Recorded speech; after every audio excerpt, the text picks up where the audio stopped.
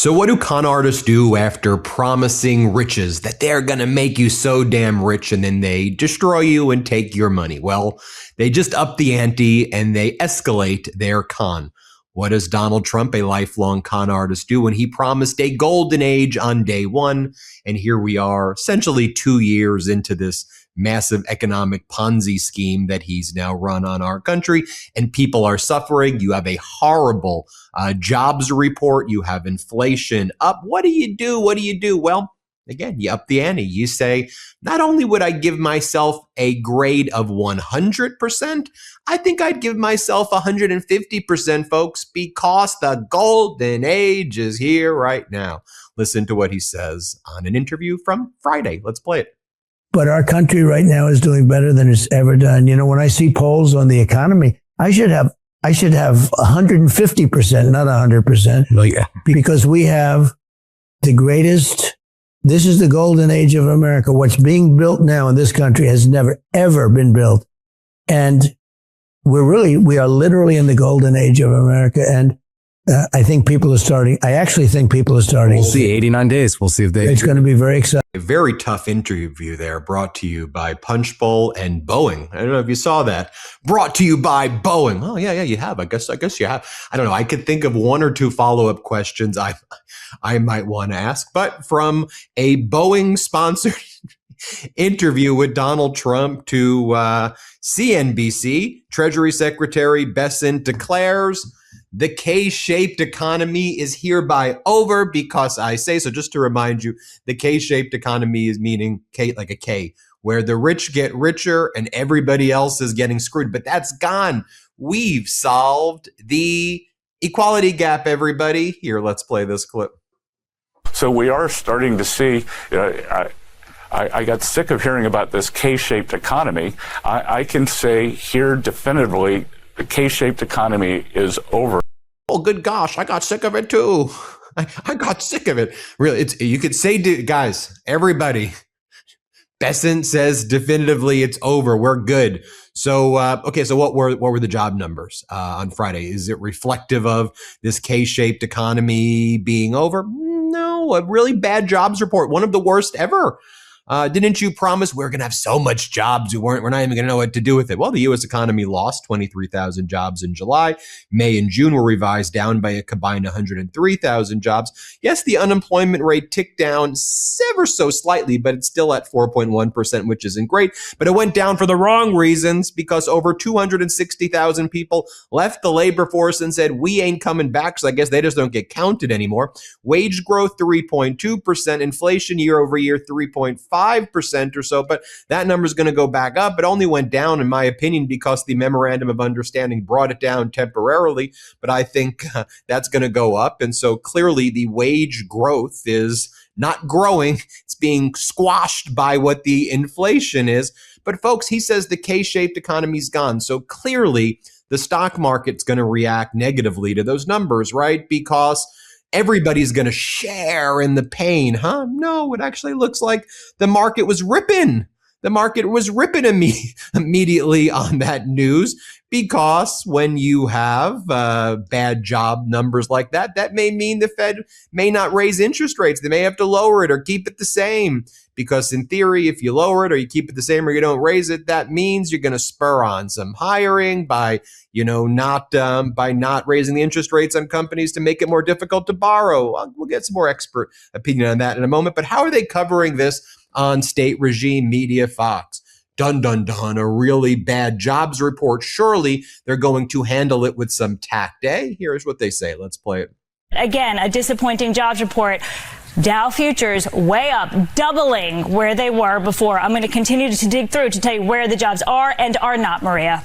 All right. Thank you, Lauren. 23,000 jobs lost in the month of July. Louis, you wanted a weak report. You got it. Was this too weak? No, not at all. You know, when Palantir announced their earnings, they basically had record earnings by decreasing their sales force. So there's this AI productivity boom underway.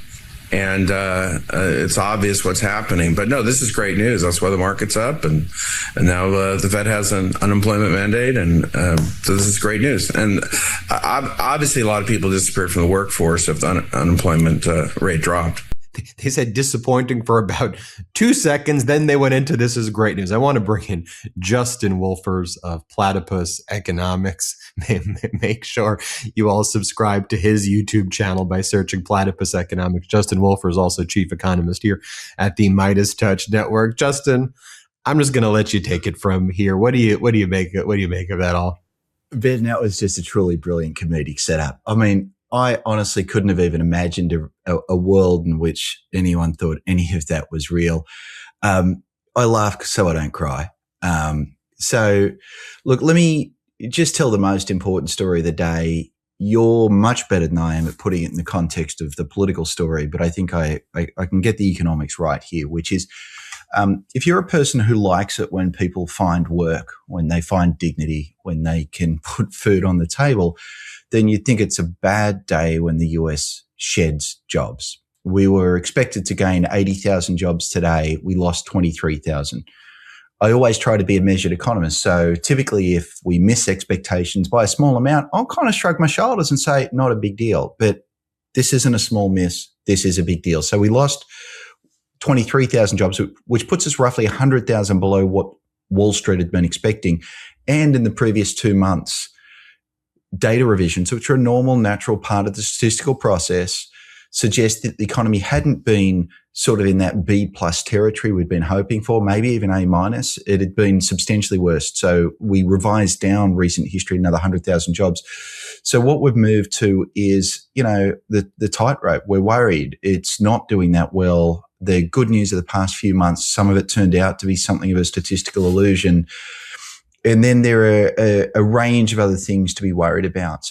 There are some other indicators of how the economy is doing that suggest the job market may even be weaker. Just to deal people in on the nerdy wonkiness of it all, the government measures employment growth using a survey of firms. That's usually what we emphasize because that's more signal than noise. There's a separate survey where they ask Americans, did they find a job? And that's what we get the unemployment rate from. That one suggests things are even weaker, and it's suggested that now for enough months that it really is time to be a little bit concerned that yesterday was bad news, but perhaps we need to put an asterisk next to it, which is it may actually be worse than it looks. So, mate, I think that we should think about this in very personal terms. I think that today what happened was one Michigan stadium full of people, fewer have jobs than we'd hoped, and another Michigan stadium. It's a big house. It's a big stadium. We thought had jobs from previous statistics. It turns out that they didn't. And each of those folks are doing a little tougher. And folks at home, even who didn't lose their jobs, they're a little more on edge. They're a little more worried about how their kids are going to get into the labor market. And they're a little more worried about how they're going to get a pay rise to keep up with the rising cost of living. Because then they are looking for, okay, well, this is a bad news story, right? This is, most empathetic human beings who look at this, common sense, say, we want Americans to be gaining jobs, working with dignity. We want all of that. But then you see, on a network like Fox, and in certain circles, when we talk about the K-shape, those who are thriving versus those who are struggling to even survive, they're spiking the football as though this was a great day. And so it almost adds an additional punch in the face to the bad news and the bad trend that there are the people, when we talk about K-shape, a lot of these rich oligarchs, there's a trillionaire and the billionaires and all of them who say, aha, this shows AI, we can now replace our workforce. In addition, this may mean the Fed will not raise interest rates, at least yet, or this could stall that a little bit longer, and perhaps we could eke out a little more stock gain for the remainder of this year. And maybe even, Kevin Warsh, who we know is having daily conversations with Trump, evidently from the recent reportings, as you have Treasury Secretary Bessent attacking the Wall Street Journal and Financial Times and other writers who write about the Fed. maybe behind the scenes, they're using this as a way to lower interest rates, which I believe Bank of America and others have basically said, even the short period of time, some of this behavior reminds us of developing nations based on some of the posture vis-a-vis interest rates relative to the inflation data that we see. Ben, talking with you is like having lunch at a buffet. There's just too many things on the buffet to stuff on my plate and get into. So that's why, by the way, you can't take me to a Vegas buffet. I start making pizza, egg salad sandwiches, and it gets really gross really that quickly. Sounds amazing. Count me in for one of those. So let me bite off the K-shaped economy, and then after that, if you want to go back to the buffet, we can talk about the Fed. I'm a one thing at a time guy. I'm just a little simpler, Ben. Sorry, mate. Okay, K-shaped economy. I don't think we have this asset ready, but we might be able to get it up, which is Treasury Secretary Bessent tweeted actually that the K-shaped economy was definitively over. And the evidence that he gave was very interesting evidence, and it's true and it's worth paying attention to, and it shows that he doesn't understand anything. The evidence that he gave was, he said, if you look at the workers at the 25th percentile of the wage distribution, so low wage workers, their rate of wage growth over the past year has been higher than median, and the high wage workers, those at the 75th percentile, their rate of wage growth was a little bit lower. So that's true. Good job, Secretary Bessent. You found facts, and you found facts that were true. But what he's failed to understand, and there's some part of this that's understandable if he weren't a Treasury Secretary, wages are just one part of income, right? For working class families, wages are the most important part of income. For the folks at the very top end, wages are only one part of it because they get investment income. We'd often call that capital income. And so what he's done is he said, let's just look at one part of income, and he's shown that's become slightly more equal over the past year. Okay, but here's the other important part. You can think about the total economy, how much pie we make. Pie is a metaphor here. I mean GDP, I mean income, I mean money, I mean stuff. Think about the size of the pie. And then you can just think about one part of it gets sliced off and goes to capital. So it goes to the owners of businesses as profits and the like. The other part goes off to feed the workers. Historically, roughly about 3/5 of that pie went to workers. That's fallen dramatically. And right now, it's at the lowest level it's ever been. We call this the labor share of income. So what this means is within the labor share, income has become somewhat more equal, but more income is going to capital. Guess what? Capital is overwhelmingly held by the rich. And so that is really what the K-shaped economy was all about all along. We've seen the headlines. The stock market's doing well. The AI boom is generating enormous gains. We have these incredibly rich and successful companies, and I don't resent success at all. But who holds stock in those companies? Working class folks might have a couple of dollars in their 401k. Richer folks hold a whole lot of money. They're more likely to be aggressively invested in stocks. And so that chunk of our national pie that we send off to capital, very little of it is getting through to working and middle class Americans. And so the point here is the K-shaped recovery is quite real, but it's not about rich workers versus poor workers. It's actually much more about labor versus capital. And again, the key point here that hasn't been discussed enough, and I think it's really worth emphasizing some more, labor's share of the national pie is the lowest it's ever been in recorded history. And that goes back to 1929. This is a big deal. You can measure it a million different ways. Lots of economists have looked at it. And, you know, it's something that really matters.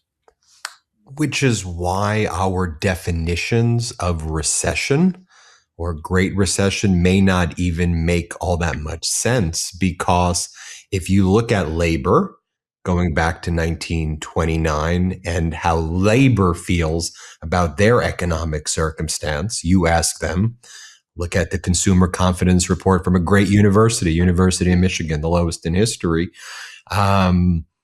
People are feeling that they're in not just a recession, but a great recession right now. But when we get GDP numbers and other things, you go, it's eking out a little bit slow gain, 1.5%, the latest 1.5%. So it does appear, though, the incongruity is the K-shaped explanation that you just gave, in the sense that capital is kind of hoisting this up, but labor is being kind of pushed down, and that it's not a shared pain. It is a pain on the backs of labor while capital still remains in that K trajectory. And then you have that slight, you don't have 2 consecutive quarters, which is, I guess, the technical definition of like recession territory because of that dynamic. Is that a way to think about this, or is that overly simplistic? So I think so let me start at the beginning. Macroeconomics is about the economy as a whole. So when we talk about recessions, we talk about what's happening on average in America. Typically, a recession is on average across a bunch of sectors, the economy is shrinking rather than growing. That's not happening right now. So to be crystal clear, the US is not in a recession. Now, you'll notice I said it's what's happening across everyone. Now, the truth is there are many different ways of describing the economy. One is what's happening to the average. Another would be go and have coffee with 340 million different Americans and understand that each of us lives a different story. There are vast parts of the country, there are vast sectors, there's workers rather than capitalists and so on, where things are a whole lot grimmer. That's not our definition of recession, but it's also a reality of not only their lived experience. I'm not trying to be soft here. It's also very, very clear in the data. Most of the gains have gone to capital. So therefore, if you rely on labor income for, to put food on the table, you haven't gotten your fair share out of all of this. You haven't gotten your slice has gotten a bit bigger, even if the pie your slice has gotten smaller, even if the pie has gotten bigger. I want to connect that to, as you did, consumer confidence. So you ask people how they feel about the economy and they feel utterly miserable. In fact, consumer confidence is at its lowest level. I'm going to argue with you a little bit. I don't think that quite makes sense. Things are not as good as we'd like them to be. But I also remember how dark things were during the financial crisis of 2008, 2009. That was a terrifying time. I remember how dark things were during the COVID recession. That was a terrifying time. There's no way. I just find it implausible. And folks at home, if I'm wrong, just tell us all in the comments. But it's hard to believe the level of fear and misery is quite at the levels it was back then. So what's going on? I don't want to take the doom and gloom story too seriously. Ben, you know me. I like to be an optimistic bloke. I think that people are really upset about the fact that we do have some forces that are making life harder for people. That happens sometimes when there's a small virus that locks us in our homes or a financial crisis. But what's the kick in the teeth here? It's that the cause of all of this is the White House, that this is a tariff-driven agenda, that we have a war in Iran, that the Strait of Hormuz is closed. All of this is utterly pointless, that we've just had a budget that's blowing out the deficit, that budget takes from the poor and gives to the rich. It just feels so stacked against every one of us. The small stories through the day that you often tell, Ben, and you tell them eloquently, you could ask me as an economist, is this a big deal? And I would say, no, Ben, if it's millions of dollars rather than billions, it's a small deal. But that relentless drip, drip, drip, drip, that sense that someone's out there trying to screw you, geez, mate, it even gets me down sometimes. Yeah. And perhaps when someone in the past, when you would see a crisis, you would say, you know what, this is a crisis, but we've got people working to fix it. Yeah. And now it's to the point that you're making, I believe, wait a minute, the people who are supposed to fix it are creating it, and they're creating it, and they're creating it again. And so it is, you're burning it, you're burning the building. You're not, at least in a crisis in the past, it's like, okay, the firefighters are here. They're doing their best to put it out. And so to me, that is, encapsulated in what you said. We're going to do other videos this weekend. And so it will incorporate some of the back end into that, where I really want to go into some currency issues and the overall credibility of the United States market vis-a-vis other central banks. We're going to geek out, but everybody, more importantly, if you really want to geek out, subscribe to Platypus Economics on YouTube. Make sure you all go there, and do me a favor. When you watch a Justin Wolfers video, put in the comments that Ben says hello, so he can see that we sent you directly. It's Justin. Been great, Ben. I have had so many of our mutual friends say, Ben says g'day, and I'm like, all Ben does is say g'day these days. I love it. That's my goal. Everybody hit subscribe. Let's get to 7 million subscribers. Before you go, our book, WTF America, is available for pre-order now. It's the story of how we got here and how we fight our way back. To pre-order, scan the QR code or click the link in the description. Let's do this.